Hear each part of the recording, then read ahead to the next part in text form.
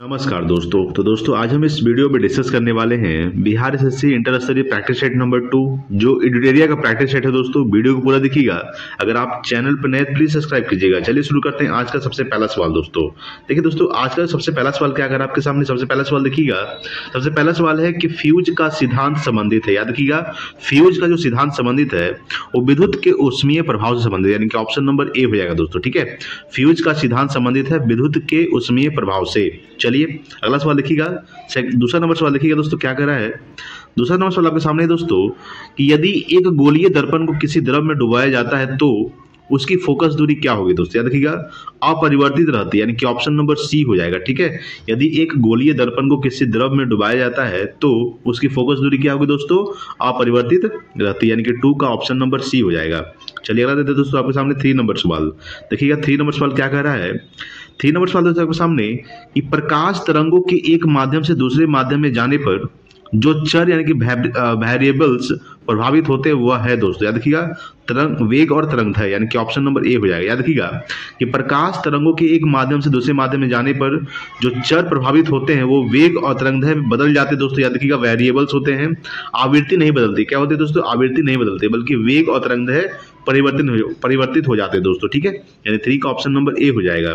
चलिए अगला देते हैं दोस्तों 4 नंबर सवाल। 4 नंबर सवाल आपके सामने कह रहा है कि किस बिंदु पर फ़ारेनहाइट तापक्रम सेंटीग्रेड तापक्रम का दोगुना होता है दोस्तों। याद रखिएगा, तो 4 का ऑप्शन नंबर सी हो जाएगा, 160 डिग्री सेल्सियस पर। ठीक है, यानी किस बिंदु पर, तो 160 डिग्री सेल्सियस पर फ़ारेनहाइट तापक्रम सेंटीग्रेड तापक्रम का दोगुना होता है दोस्तों। ठीक है, याद रखिएगा।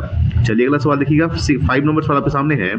5 है कि एक हॉर्स पावर में कितने जूल या सेकंड होते हैं दोस्तों। याद रखिएगा, तो 746 जूल सेकंड होते हैं दोस्तों। याद रखिएगा, जूल पर सेकंड होते हैं 746। 1 HP इक्वल टू 746 वॉट या फिर 746 जूल पर सेकंड। ठीक है, 5 का ऑप्शन नंबर सी हो जाएगा।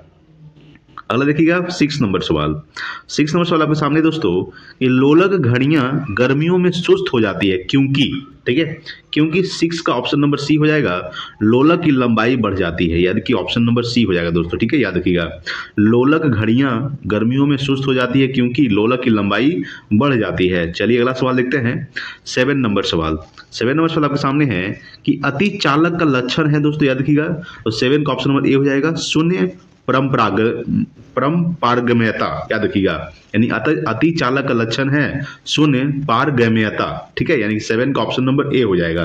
अगला दोस्तों आपके सामने 8 नंबर सवाल कि निम्नलिखित में से कौन आउटपुट डिवाइस नहीं है। तो टच स्क्रीन, यानी कि option number B, touch screen क्या है दोस्तों, ये आउटपुट डिवाइस नहीं है। ठीक है, याद रखिएगा, बी आउटपुट डिवाइस नहीं है, बल्कि सभी आउटपुट डिवाइस है, जैसे कि मॉनिटर, प्रिंटर, प्लॉटर, ये सब क्या है दोस्तों, आउटपुट डिवाइस है, और टच स्क्रीन आउटपुट डिवाइस नहीं है। 8 का ऑप्शन नंबर बी हो जाएगा।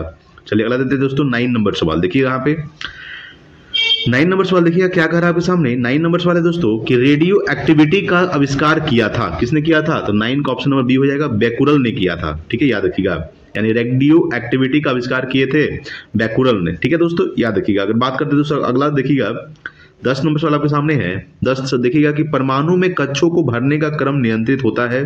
ठीक है, तो अफवाऊ सिद्धांत द्वारा, यानी कि ऑप्शन नंबर ए हो जाएगा। ठीक है, परमाणु में कक्षों को भरने का क्रम नियंत्रित होता है अफवाऊ सिद्धांत द्वारा, यानी 10 का ऑप्शन नंबर ए हो जाएगा। अगला सवाल देखिएगा 11 नंबर सवाल। देखिए 11 सवाल कह रहा है कि निम्नलिखित में से कौन एक मूल तत्व है दोस्तों। ठीक है, तो 11 का ऑप्शन नंबर सी हो जाएगा, हीरा।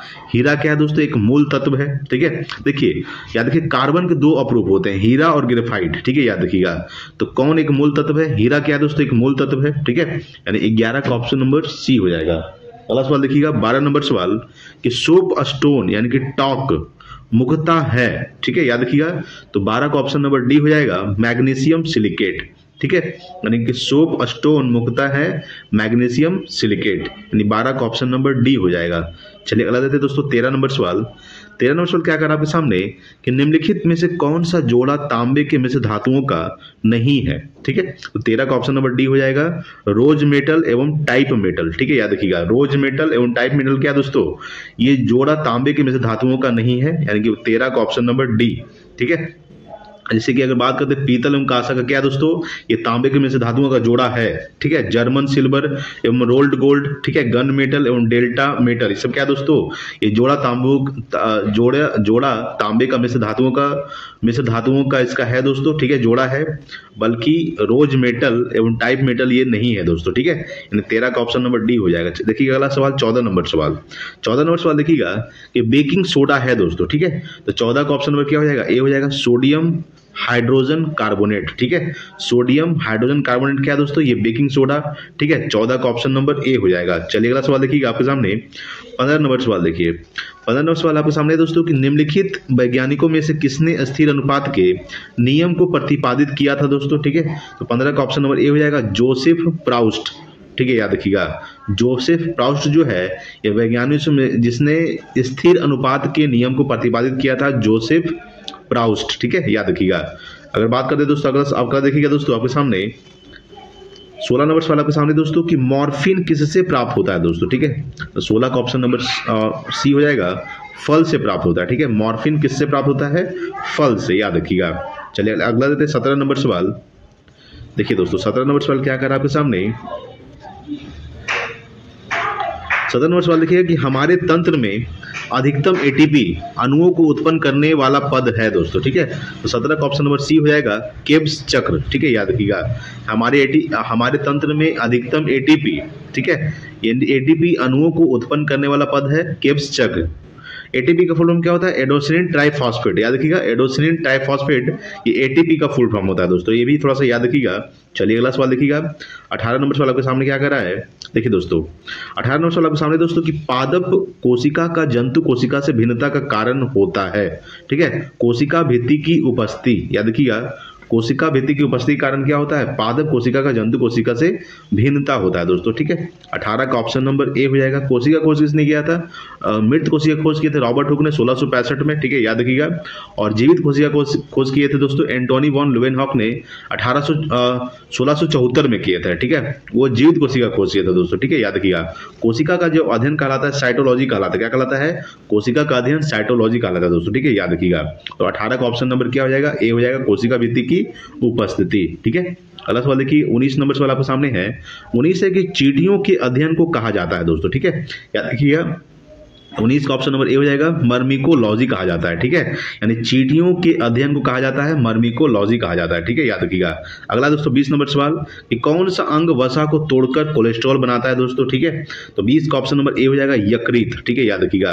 कौन सा अंग, यकृत जो है वो वसा को तोड़कर कोलेस्ट्रॉल बनाता है दोस्तों, ठीक है। 20 का ऑप्शन नंबर ए हो जाएगा दोस्तों, ठीक है। चलिए अगला सवाल देखिएगा 21 नंबर सवाल आपके सामने दोस्तों।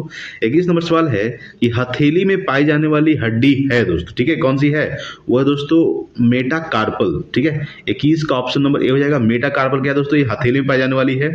एक कार्पल है दोस्तों, ये कहाँ पाई जाती है, कलाई में पाई जाती है, ठीक है, याद रखिएगा।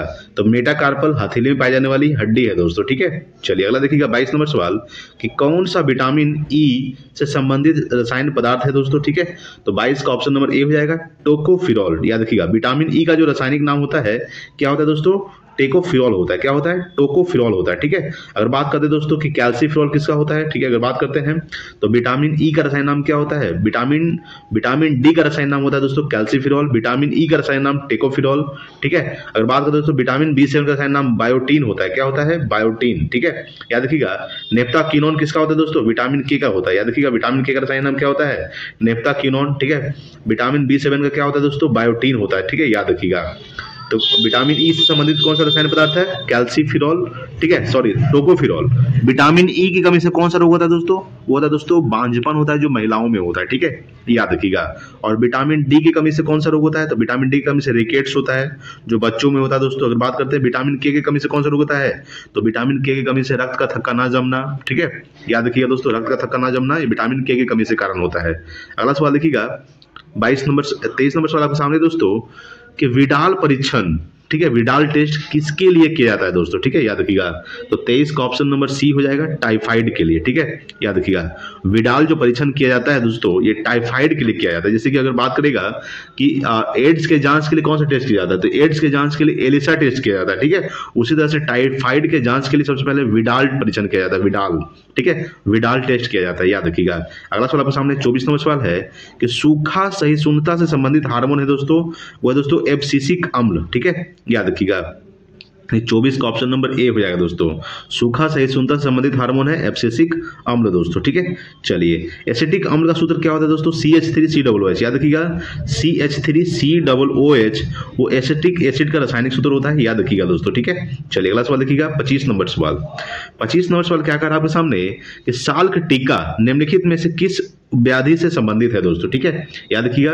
तो 25 का ऑप्शन नंबर डी हो गया, पोलियो से, ठीक है, याद रखिएगा। साल्क टीका जो है निम्नलिखित में से किस व्याधि से संबंधित है, तो पोलियो से संबंधित है दोस्तों, ठीक है, याद रखिएगा। चेचक का टीका खोज किसने किया था दोस्तों, एडवर्ड जेनर ने किया था, याद रखिएगा। चेचक का टीका खोज एडवर्ड जेनर ने किया था, ठीक है। रेबीज का टीका खोज लुई पास्चर ने किया था दोस्तों, ठीक है, याद रखिएगा। अगला सवाल देखिएगा दोस्तों आपके सामने 26 नंबर सवाल। 26 है दोस्तों कि संविधान के अनुसार नई अखिल भारतीय सेवा की शुरुआत की जा सकती है, ठीक है। तो 26 का ऑप्शन नंबर बी हो जाएगा, राज्यसभा द्वारा दोस्तों, ठीक है। संविधान के अनुसार नई अखिल भारतीय सेवा की शुरुआत की जा सकती है राज्यसभा द्वारा, ठीक है, याद रखिएगा। राज्यसभा, लोकसभा दोस्तों, याद रखिएगा, यानी कि संसद के 2 सदन होते हैं, राज्यसभा, लोकसभा, ठीक है। राज्यसभा को उच्च सदन और लोकसभा को निम्न सदन कहा जाता है दोस्तों, ठीक है, याद रखिएगा। लोकसभा का उल्लेख किस अनुच्छेद में किया गया दोस्तों, याद रखिएगा। लोकसभा का उल्लेख अनुच्छेद 81 में है, राज्यसभा का उल्लेख अनुच्छेद 80 में है दोस्तों, ठीक है, याद रखिएगा। और संसद का जो उल्लेख किया गया 79 में किया गया है, ठीक है। और राष्ट्रपति का जो उल्लेख किया गया दोस्तों अनुच्छेद 52 में किया गया है। वर्तमान में राष्ट्रपति कौन है, द्रौपदी मुर्मू, जो ओडिशा का रहने वाली है दोस्तों, ठीक है, आदिवासी महिला है। अगला सवाल देखिएगा 27 नंबर सवाल देखिएगा दोस्तों, क्या कह रहा है आपके सामने। 27 नंबर सवाल है दोस्तों कि किस वाद में सर्वोच्च न्यायालय ने स्पष्ट किया कि मूल अधिकार एवं नीति निर्देशक तत्व एक दूसरे के पूरक है दोस्तों, ठीक है। वो क्या, मिनवा मिल्स वाद, ठीक है। किस वाद में, तो मिनवा मिल्स वाद में सर्वोच्च न्यायालय ने स्पष्ट किया कि मूल अधिकार जो है एवं नीति निर्देशक तत्व एक दूसरे के पूरक हैं दोस्तों। अगर बात करते हैं दोस्तों कि वर्तमान मूल अधिकार कितने हैं दोस्तों, वर्तमान मूल अधिकार 6 है, ठीक है। कितना है, पहले 7 था दोस्तों, अभी कितना है 6। उसमें संपत्ति के अधिकार को हटा दिया गया दोस्तों, उसको अनुच्छेद 300 काम में कर दिया गया, ठीक है, याद रखिएगा। अगर बात करते हैं दोस्तों कि नीति निर्देशक तत्व का उल्लेख, याद रखिए दोस्तों, नीति निर्देशक तत्व का जो उल्लेख किया गया है वो भाग 4 में किया गया दोस्तों, ठीक है, अनुच्छेद 36 से अनुच्छेद 51 तक किया गया है। मूल अधिकार का जो उल्लेख किया दोस्तों ये भाग 3 में किया गया है, ठीक है, याद रखिएगा दोस्तों कि मूल अधिकार का जो उल्लेख किया गया अनुच्छेद भाग 3 में किया गया। मूल अधिकार अनुच्छेद, याद रखिएगा, अनुच्छेद 12 से लेकर अनुच्छेद 35 तक मूल अधिकार का उल्लेख किया गया, ठीक है, याद रखिएगा। अगला सवाल देखिएगा दोस्तों 28 नंबर सवाल।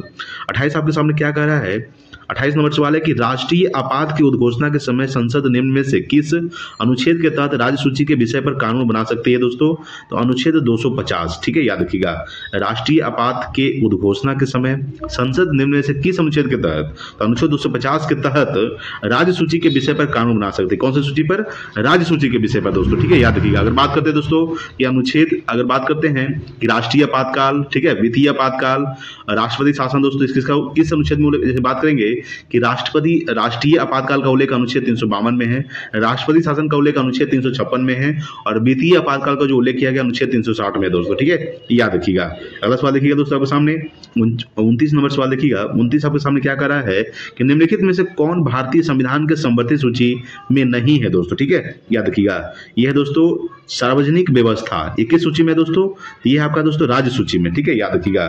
सार्वजनिक व्यवस्था दोस्तों इसका उल्लेख जो किया गया है ये राज्य सूची में उल्लेख किया गया सार्वजनिक व्यवस्था का, ठीक है। समवर्ती सूची दोस्तों जिसमें केंद्र और राज्य दोनों कानून बना सकती है।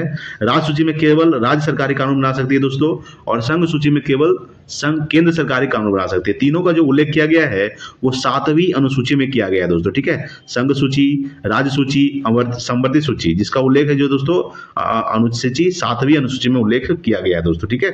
अगर बात करेंगे देखिए आपराधिक प्रक्रिया क्या है दोस्तों, आपराधिक प्रक्रिया, बिजली, पुरातात्विक स्थल, ये सब क्या है दोस्तों समवर्ती सूची का विषय है, ठीक है, याद रखिएगा। अगला सवाल देखिएगा 30 नंबर सवाल। 30 नंबर सवाल क्या है आपके सामने कि निम्न में से कौन राष्ट्रपति के पश्चात पर्यंत पद धारण नहीं करता है। ठीक है, 30 का ऑप्शन नंबर सी हो जाएगा तो लोकसभा अध्यक्ष। ठीक है, या निम्न में से कौन लोकसभा अध्यक्ष जो है राष्ट्रपति के प्रसाद पर्यंत पद धारण नहीं करता है। ठीक है, वर्तमान लोकसभा अध्यक्ष कौन है दोस्तों, ओम बिरला है, याद रखिएगा। महान्यायवादी का उल्लेख दोस्तों अनुच्छेद 76 में किया गया। ठीक है, अटॉर्नी जनरल का उल्लेख जो किया गया है अनुच्छेद 76 में किया गया दोस्तों। ठीक है, याद रखिएगा।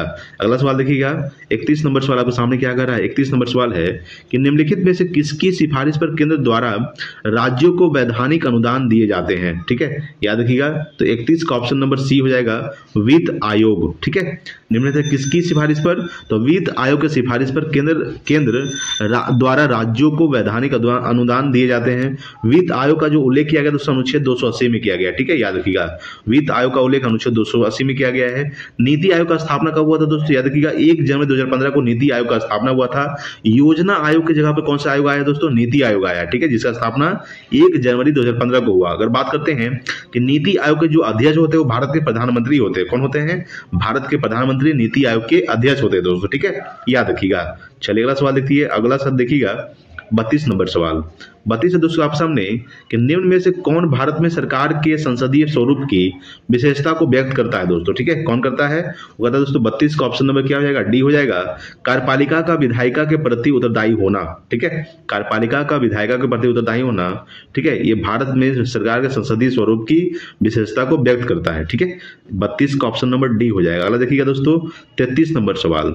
33 आपके सामने है कि भारत के निम्नलिखित राज्यों में से किस राज्य की विधानसभा की सीटों की संख्या सर्वाधिक है दोस्तों। ठीक है, याद रखिएगा वह दोस्तों पश्चिम बंगाल। ठीक है, याद रखिएगा विधानसभा सीटों की संख्या किसका अधिक है, पश्चिम बंगाल का सबसे अधिक है दोस्तों। ठीक है, चलिए अगला सवाल देखिएगा 34 नंबर सवाल दोस्तों आपके सामने कि निम्न युग्मों में से कौन सही सुमेलित है दोस्तों। ठीक है, याद रखिएगा। तो 34 का अगर आप बात करते हैं दोस्तों कि अबुल कलाम आजाद हिंद स्वराज दोस्तों ये गलत है। ठीक है, एनी बेसेंट न्यू इंडिया दोस्तों ये क्या है आपका, ऑप्शन नंबर बी क्या है दोस्तों, सही है। बाल गंगाधर तिलक कॉमनवेल्थ दोस्तों ये भी गलत है दोस्तों। ठीक है, याद रखिएगा। Mahatma Gandhi India wins freedom ये भी दोस्तों गलत है। ठीक है, यानी ऑप्शन नंबर बी क्या है दोस्तों, एनी बेसेंट की पुस्तक का क्या नाम है, न्यू इंडिया। ठीक है, याद रखिएगा। चलिए अगला सवाल देखिएगा 35 नंबर सवाल। 35 आपके सामने है कि आधुनिक बिहार का निर्माता किसे माना जाता है, तो सचिदानंद सिन्हा को। ठीक है, सचिदानंद सिन्हा को आधुनिक बिहार का निर्माता माना जाता है दोस्तों। ठीक है, याद रखिएगा। चलिए अगला देखते हैं दोस्तों 36 नंबर सवाल। देखिएगा 36 नंबर सवाल क्या कह रहा है आपके सामने, 36 है दोस्तों।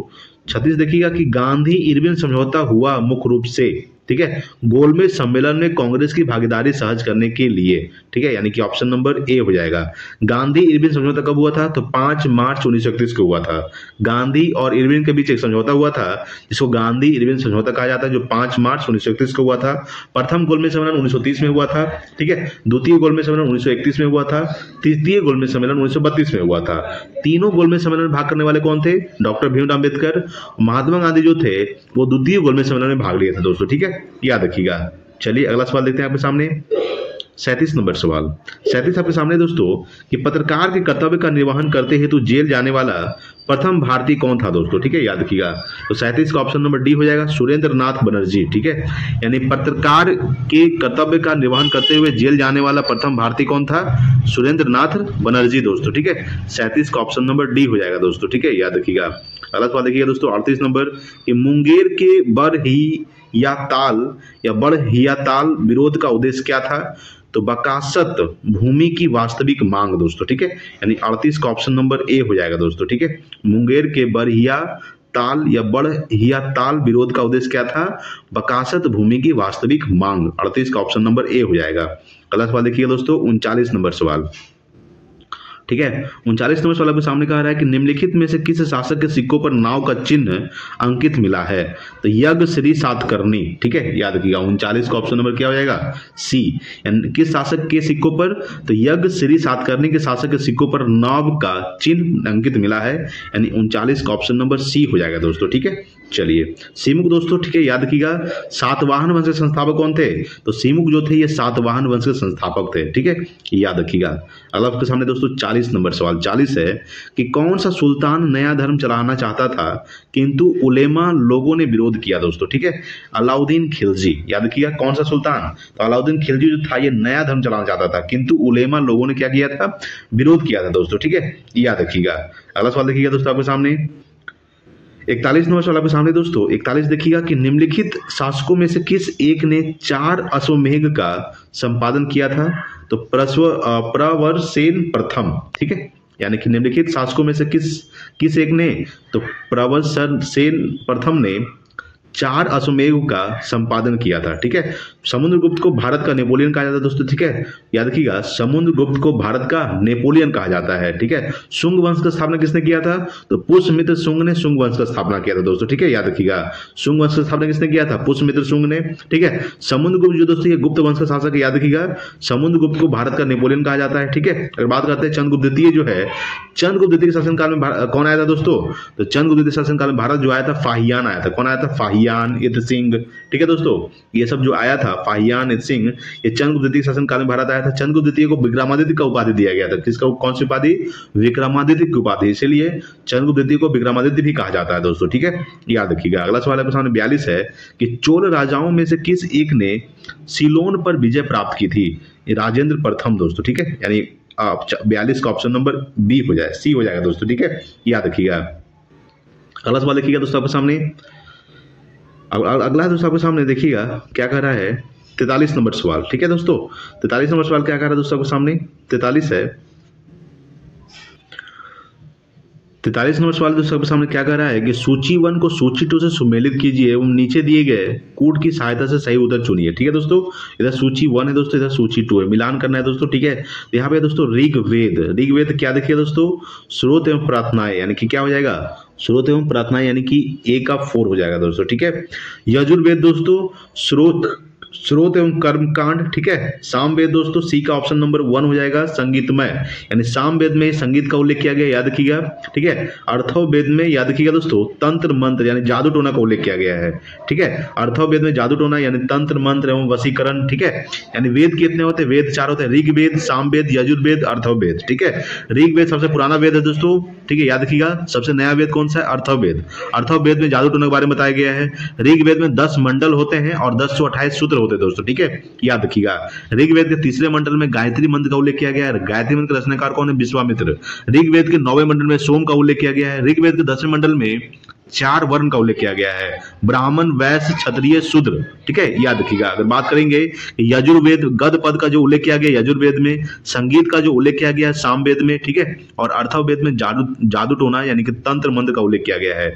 इस तरह से आप मिलान कर लीजिएगा दोस्तों, ठीक है। देखिए वेद कितने होते हैं, 4, वेदांग 6 होते हैं दोस्तों, वेदांग कितने होते हैं, 6, और जो पुराणों की संख्या होती है वो 18 होता है, कितना होता है, 18। उपनिषद कितने होते हैं, उपनिषद 108 होते हैं, कितने होते हैं दोस्तों, 108, ठीक है, याद रखिएगा। चलिए अगला सवाल देखिएगा आपके सामने, इसको मिलान कर लीजिएगा दोस्तों, ठीक है। अगला देखिएगा आपके सामने, अगला सवाल है दोस्तों आपके सामने 44 नंबर सवाल देखिए। 44 नंबर सवाल क्या कह रहा है आपके सामने, 44 है कि अशोक को सर्वप्रथम कहाँ का शासक नियुक्त किया गया था दोस्तों, ठीक है, याद रखिएगा। तो 44 का जो ऑप्शन हो जाएगा दोस्तों सी हो जाएगा, उज्जैन का, ठीक है, याद रखिएगा। अशोक को सर्वप्रथम कहाँ का शासक, तो उज्जैन का शासक नियुक्त किया गया था। उज्जैन जो दोस्तों ये क्षिप्रा नदी किनारे से, कौन सी नदी, क्षिप्रा नदी, ठीक है, याद रखिएगा। तो अशोक को सर्वप्रथम कहाँ का शासक नियुक्त किया गया था, उज्जैन का। चलिए अगला सवाल देखिएगा, अशोक जो दोस्तों ये मौर्य वंश का शासक है, याद रखिएगा अशोक, ठीक है। अगला दोस्तों के सामने 45 नंबर सवाल 45 है कि निम्नलिखित में से किसने वर्नाकुलर प्रेस एक्ट को लागू किया दोस्तों, ठीक है। तो 45 का ऑप्शन नंबर ए हो जाएगा, लॉर्ड लिटन ने, ठीक है। लॉर्ड लिटन ने क्या किया था, वर्नाकुलर प्रेस एक्ट को लागू किया था। रद्द किसने किया था दोस्तों, लॉर्ड रिपन ने रद्द किया था, ठीक है, याद रखिएगा। यानी वर्नाकुलर प्रेस एक्ट को रद्द किसने किया था, लॉर्ड रिपन, ठीक है, याद रखिएगा। लॉर्ड कर्जन के समय में क्या हुआ दोस्तों, ठीक है, बंगाल विभाजन किसके शासनकाल में हुआ था, तो लॉर्ड कर्जन के शासनकाल में बंगाल विभाजन हुआ था, ठीक है, याद रखिएगा। अगर बात करें दोस्तों कि 1872 में जो जनगणना हुआ था, याद रखिएगा, प्रथम जनगणना कब हुआ था, 1872 में, वो लॉर्ड, ठीक है, लॉर्ड मेयो के शासन काल में हुआ था दोस्तों, ठीक है, याद रखिएगा। और 10 की आधार पर जो जनगणना शुरू हुआ था 1881 में, वो लॉर्ड रिपन के शासन काल में शुरू हुआ था दोस्तों, ठीक है, याद रखिएगा। चलिए अगला सवाल देखिएगा आपके सामने 46 नंबर सवाल। 46 क्या कह रहा है कि पर्यावरण अनुकूल उपभोक्ता उत्पादों को चिन्हित करने के लिए सरकार द्वारा क्या प्रारंभ किया गया दोस्तों, क्या, ठीक है, क्या आरंभ किया गया? 46 का ऑप्शन नंबर क्या हो जाएगा? ए हो जाएगा, इको मार्क आरंभ किया गया। ठीक है, पर्यावरण अनुकूल उपभोक्ता उत्पादों को चिन्हित करने के लिए सरकार द्वारा क्या आरंभ किया गया है? Eco mark. ठीक है, 46 का ऑप्शन नंबर ए हो जाएगा। अगला देखिएगा 47 नंबर सवाल। 47 है कि विश्व का विशालतम पारिस्थितिकी तंत्र निम्नलिखित में से क्या है दोस्तों? वो है दोस्तों समुद्र। ठीक है, याद रखिएगा कि विश्व का विशालतम पारिस्थितिकी तंत्र निम्नलिखित में से क्या है? वो है दोस्तों समुद्र, यानी कि 47 का ऑप्शन नंबर डी हो जाएगा। अगला सवाल देखिएगा 48 नंबर सवाल। 48 है दोस्तों कि एक साधारण समुद्री आहार श्रृंखला का सही क्रम क्या है? डाइटम, क्रेस्टेशियाई, हेरिंग, यानी कि ऑप्शन नंबर ए हो जाएगा। एक साधारण समुद्री आहार श्रृंखला का सही क्रम क्या है दोस्तों? डाइटम, क्रेस्टेशियाई, हेरिंग, यानी कि ऑप्शन नंबर ए 48 का। अगला देखिए 49 नंबर सवाल। 49 नंबर सवाल कह रहा है आपके सामने कि प्रोजेक्ट टाइगर की शुरुआत कब हुई थी? ये हुआ था दोस्तों 1973 में हुआ था। ठीक है, याद रखिएगा ऑप्शन नंबर बी हो जाएगा। 1973 में प्रोजेक्ट टाइगर की शुरुआत हुई थी, 1973। ठीक है, चलिए दोस्तों अगला देखते हैं 50 नंबर सवाल कि बीज बचाओ आंदोलन का संबंध किस राज्य से है दोस्तों? ये दोस्तों उत्तराखंड से। ठीक है, ऑप्शन नंबर बी हो जाएगा, यानी बीज बचाओ आंदोलन का संबंध किस राज्य से है? उत्तराखंड से है। ठीक है, चलिए अगला सवाल देखते हैं आपके सामने 51 नंबर सवाल। 51 नंबर सवाल आपके सामने दोस्तों कि भारत का सबसे बड़ा बाघ अभ्यारण्य निम्न से कौन है दोस्तों? ठीक है, याद रखिएगा तो वह दोस्तों नागार्जुन सागर वन जीव अभ्यारण्य। ठीक है, 51 का ऑप्शन नंबर क्या हो जाएगा दोस्तों? बी हो जाएगा। नागार्जुन सागर अभ्यारण्य जो है ये आंध्र प्रदेश में स्थित है दोस्तों। कहाँ स्थित है? आंध्र प्रदेश में स्थित है। ठीक है, याद रखिएगा तो भारत का सबसे बड़ा बाघ अभ्यारण्य जो है नागार्जुन सागर वन जीव अभ्यारण्य, ये किस राज्य में स्थित है? आंध्र प्रदेश में, और सबसे बड़ा है दोस्तों। ठीक है, चलिए रणथंभौर अभ्यारण्य दोस्तों कहाँ स्थित है? ये राजस्थान में स्थित है। ठीक है, याद रखिएगा कहाँ स्थित है?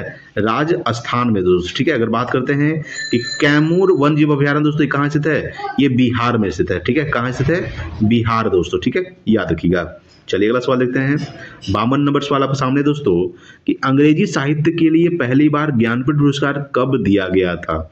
ये 2018 में दिया गया दोस्तों। ठीक है, अंग्रेजी साहित्य के लिए पहली बार ज्ञानपीठ पुरस्कार जो दिया गया है ये 2018 में दिया गया है। अगला है 53 नंबर कि बर्फानी तूफान किस प्रकार की आपदा है दोस्तों? ये दोस्तों वायुमंडलीय आपदा। ठीक है, यानी बर्फानी तूफान जो है ये किस प्रकार की आपदा है? वायुमंडलीय, याद रखिएगा। अगला दोस्तों आपके सामने 54 नंबर सवाल देखिएगा। ठीक है, 54 नंबर सवाल क्या कह रहा है? 54 है कि भारतीय प्रमाणिक समय निर्धारित किया जाता है दोस्तों। ठीक है, तो याद रखिएगा 54 का ऑप्शन नंबर याद रखिएगा दोस्तों क्या हो जाएगा? डी हो जाएगा, 82.5 डिग्री पूर्वी देशांतर से। ठीक है, यानी भारतीय प्रमाणिक समय जो निर्धारित किया जाता है 82.5 डिग्री पूर्वी देशांतर। ठीक है दोस्तों, ठीक है, याद रखिएगा। अगला आपके सामने देखिए दोस्तों 55 नंबर सवाल। 55 कह रहा है कि वेग नर के महाद्वीपीय विस्थापन का सिद्धांत संबंधित है तो महाद्वीप एवं महासागरों की उत्पत्ति से। ठीक है, वेगनर के महाद्वीपीय विस्थापन का सिद्धांत संबंधित है महाद्वीप एवं महासागरों की उत्पत्ति से, यानी 55 का ऑप्शन नंबर ए हो जाएगा। ठीक है, चलिए अगला देते हैं दोस्तों 56 नंबर सवाल। 56 आपके सामने है कि आटाकामा का मरुस्थल स्थित है दोस्तों दक्षिणी अमेरिका में स्थित है। ठीक है, याद रखिएगा आटाकामा का जो मरुस्थल स्थित है ये कहाँ स्थित है? दक्षिणी अमेरिका में स्थित है दोस्तों। ऑस्ट्रेलिया की राजधानी क्या होता है? कैनबरा। ठीक है, याद रखिएगा। एशिया जो दोस्तों क्षेत्रफल की दृष्टि से और जनसंख्या की दृष्टि से सबसे बड़ा महाद्वीप है एशिया। ठीक है, याद रखिएगा। दूसरा सबसे बड़ा महाद्वीप कौन सा है दोस्तों क्षेत्रफल की दृष्टि से? वह दोस्तों अफ्रीका। ठीक है, याद रखिएगा। अगला दोस्तों आपके सामने 57 नंबर सवाल कि निम्नलिखित में से कौन युग्म सही नहीं है दोस्तों? ठीक है, याद रखिएगा लानौज जो है दोस्तों ये लानौज कहाँ से? वेनेजुएला में से। कहाँ से? वेनेजुएला। ठीक है, बल्कि चिली नहीं होगा, यानी कि ऑप्शन नंबर डी हो जाएगा।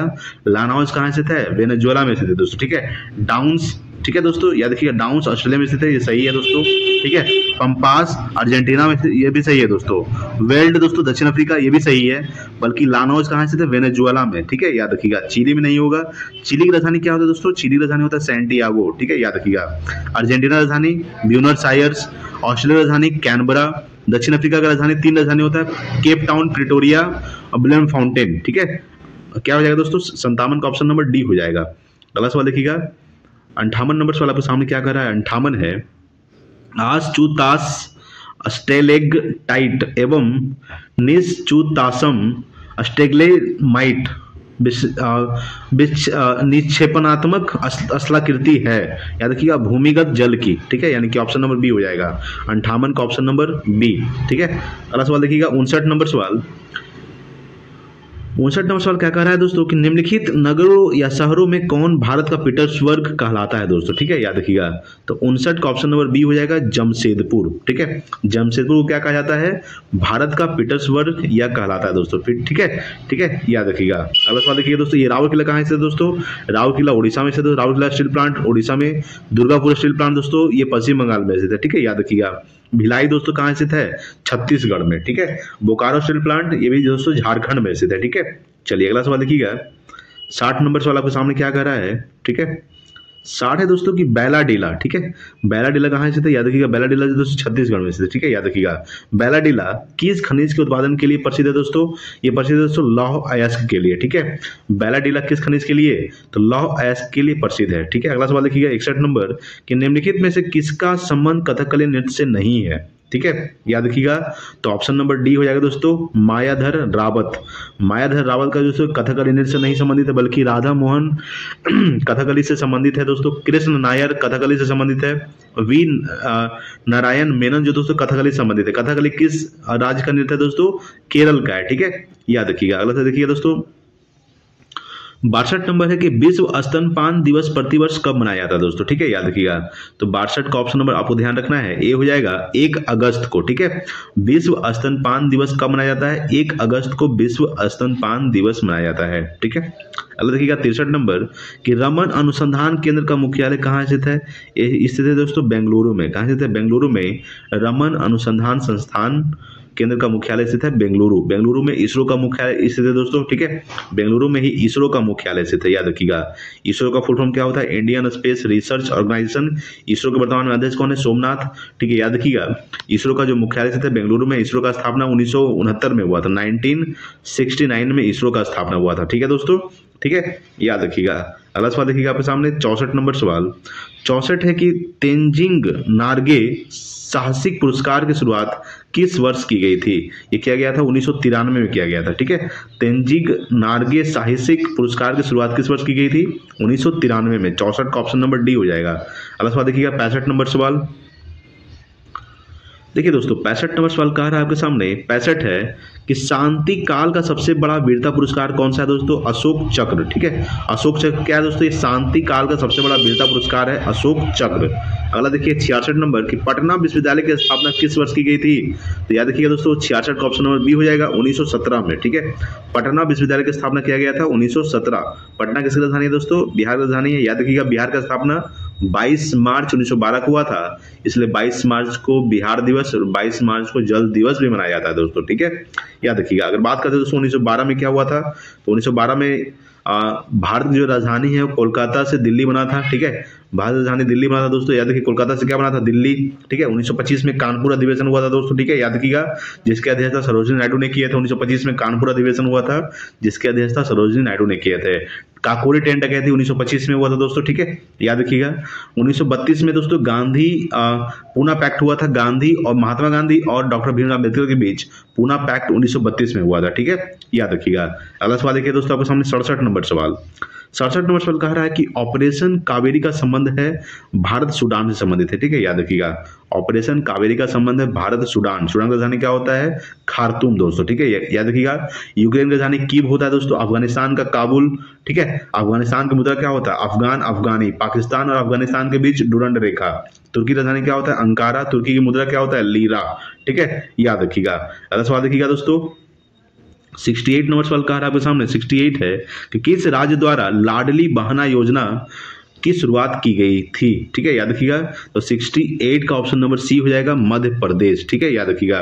किस राज्य द्वारा, तो मध्य प्रदेश द्वारा लाडली बहना योजना की शुरुआत की गई थी, ठीक है। वर्तमान में मध्य प्रदेश के मुख्यमंत्री कौन है, मोहन यादव दोस्तों, ठीक है। छत्तीसगढ़ के मुख्यमंत्री विष्णु देव साय, ठीक है, याद रखिएगा।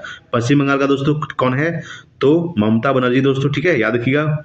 चलिए अगला सवाल देखिएगा आपके सामने 69 नंबर सवाल आपके सामने दोस्तों। 69 है कि किसके द्वारा प्रोजेक्ट हिमांक शुरू की गई थी, तो BRO को द्वारा। किसके द्वारा, BRO, ठीक है, याद रखिएगा। BSF का स्थापना कब हुआ था दोस्तों, बॉर्डर सिक्योरिटी फोर्स 1965 को हुआ था, याद रखिएगा। 1965 को BSF का स्थापना हुआ था, ठीक है। तो BRO द्वारा क्या होता है, प्रोजेक्ट हिमांक शुरू किया गया था। अगला सवाल देखिएगा दोस्तों 70 नंबर सवाल। देखिए 17 नंबर सवाल क्या कह रहा है कि हाल ही में किस देश में 3 लोगों के डीएनए वाला बच्चा का जन्म हुआ दोस्तों, ठीक है। ये ब्रिटेन में हुआ है, याद रखिएगा। हाल ही में किस देश में, तो ब्रिटेन में 3 लोगों के डीएनए वाला बच्चा का जन्म हुआ है। कहाँ, ब्रिटेन। ब्रिटेन की राजधानी क्या होता है, लंदन, ठीक है, याद रखिएगा।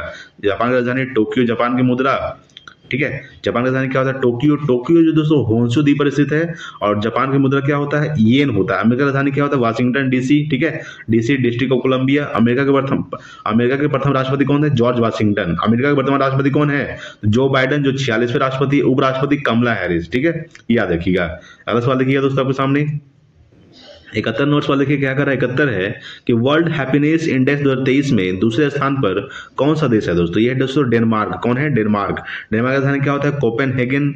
नॉर्वे की राजधानी ओस्लो दोस्तों, ठीक है, याद रखिएगा। फिनलैंड की राजधानी हेलसिंकी होता है, ठीक है, याद रखिएगा। तो बात कीजिएगा तो वर्ल्ड हैप्पीनेस इंडेक्स 2023 में दूसरे स्थान पर कौन सा देश रहा है, डेनमार्क रहा है दोस्तों, ठीक है, याद रखिएगा। अगला देखिएगा 72 नंबर सवाल आपके सामने क्या है। 72 है कि हाल ही में किसे सीबीआई का निदेशक नियुक्त किया गया दोस्तों, परवीन सूद को नियुक्त किया गया है, ठीक है। हाल ही में सीबीआई सेंट्रल याद रखिएगा, सीबीआई का निदेशक नियुक्त किया गया है, परवीन सूद को नियुक्त किया गया है। आप लोग को एक कमेंट बॉक्स में बता दोस्तों सीबीआई का फुल फॉर्म क्या होता है, ठीक है। सीबीआई का फुल फॉर्म क्या होता है, कमेंट बॉक्स में बताइए दोस्तों, ठीक है, जल्दी बताइएगा। चलिए अगला सवाल देखिएगा आपके सामने 73 नंबर सवाल देखिएगा दोस्तों क्या कर रहा है। 73 है कि किस देश ने राष्ट्रपति द्रौपदी मुर्मू को the grand order of the chain of yellow star सम्मान से सम्मानित किया गया दोस्तों। किसने किया है, सूरीनाम ने किया दोस्तों, ठीक है, याद रखिएगा। यानी किस देश ने, तो सूरीनाम ने राष्ट्रपति द्रौपदी मुर्मू को the grand order of the chain of yellow star सम्मान से सम्मानित किया दोस्तों, ठीक है, याद रखिएगा। पोलैंड की राजधानी क्या होता है दोस्तों, पोलैंड की राजधानी वार्सो होता है। क्या होता है, वार्सो, ठीक है, याद रखिएगा। 74 है दोस्तों कि कलर्स ऑफ डिवोशन पुस्तक के लेखक कौन है दोस्तों, तो अनीता भारत शाह, ठीक है, कौन है, अनीता भारत शाह जो है कलर्स ऑफ डिवोशन पुस्तक के लेखक हैं। चलिए अगला देखते हैं दोस्तों 75 नंबर सवाल, और आज का दोस्तों लास्ट सवाल, ठीक है, याद रखिएगा। तो 75 नंबर सवाल देखिएगा क्या कह रहा है। 75 है कि मेडिसिन क्षेत्र में, ठीक है, नोबेल पुरस्कार 2023 से किसे सम्मानित किया गया दोस्तों, सम्मानित किया गया, याद रखिएगा, डू बिस्मैन, कैटालिना कारिको, यानी कि ऑप्शन नंबर डी हो जाएगा, ए बी दोनों दोस्तों, ठीक है, याद रखिएगा। नोबेल पुरस्कार की शुरुआत कब हुआ दोस्तों, ये 1901 में हुआ था, याद रखिएगा, ठीक है। सबसे पहले जो भारत में दिया गया था नोबेल पुरस्कार साहित्य के लिए रविन्द्रनाथ टैगोर को 1913 में दिया गया था। रविन्द्रनाथ टैगोर को 1913 में नोबेल पुरस्कार दिया गया था दोस्तों, ठीक है। नोबेल पुरस्कार जो है 6 क्षेत्र में दिया था। कितने क्षेत्र में, 6 क्षेत्र में, भौतिकी के क्षेत्र में, रसायन के क्षेत्र में, चिकित्सा के क्षेत्र में, ठीक है, याद रखिएगा दोस्तों। याद रखिएगा शांति के क्षेत्र में, अर्थशास्त्र के क्षेत्र में दोस्तों, और साहित्य के क्षेत्र में। गणित के क्षेत्र में नहीं दिया जाता दोस्तों, ठीक है, याद रखिएगा, गणित के क्षेत्र में नहीं दिया जाता है, थोड़ा सा ध्यान रखिएगा। नोबेल पुरस्कार कितने क्षेत्र में दिया जाता है, 6 क्षेत्र में दिया जाता है। नोबेल पुरस्कार जो वितरण किया जाता है वो 10 दिसंबर को दिया जाता है। कब दिया जाता है, 10 दिसंबर को, ठीक है। वैसे 10 दिसंबर कौन सा दिवस मनाया जाता है, याद रखिएगा, तो 10 दिसंबर को मानवाधिकार दिवस मनाया जाता है। कौन सा दिवस, मानवाधिकार दिवस, ठीक है दोस्तों। तो मेडिसिन क्षेत्र में नोबेल पुरस्कार 2023 से किसे सम्मानित किया गया है, डू बिस्मैन और कैटालिना कारिको, यानी कि ऑप्शन नंबर डी हो जाएगा, ए बी दोनों, ठीक है दोस्तों। 75 का ऑप्शन नंबर डी हो जाएगा दोस्तों, ठीक है। तो दोस्तों आज के लिए इतना ही, मिलते हैं दोस्तों अगले वीडियो में, तब तक के लिए जय हिंद, वंदे मातरम।